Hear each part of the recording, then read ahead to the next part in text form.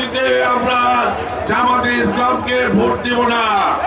এখানে ইসলামপুর উপজেলায় জামাতে ইসলাম যেভাবে 1971 সালে আমাদের দেখার মতে আমরা দেখেছি, জামাতে ইসলাম যেভাবে নির্বিচারে মানুষের অন্যায় করেছে, আমরা সেই যুদ্ধ অপরাধীকে আমরা আবার যদি কাছে টেনে নেই সেটা অন্যায় হবে। তাই বলছি, আমাদের মুক্তিযোদ্ধার পক্ষে সৈনিক, আমাদের মুক্তিযোদ্ধা যারা সুলতান মাহমুদ বাবু ভাইকে আমরা ধারে শেষে ভোট দেবো আগামী 12 তারিখে ইনশাল্লাহ। পৌরবাসী সহ 12 ইউনিয়ন সহ ঐক্যবদ্ধ ভাবে আপনারা নিরঙ্কুশ ভাবে ধারে শেষে ভোট দিয়ে যাবেন। এই বলে সকলের সুস্বাস্থ্য কামনা করে আমি আমার বক্তব্য শেষ করছি। খোদা হাফেজ। বাংলাদেশ জিন্দাবাদ। শহীদ জিয়া অমর হোক।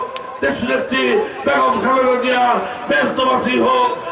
আপনারা দেখছেন অনলাইন ভিত্তিক সংবাদ মাধ্যম ইনফো BD24।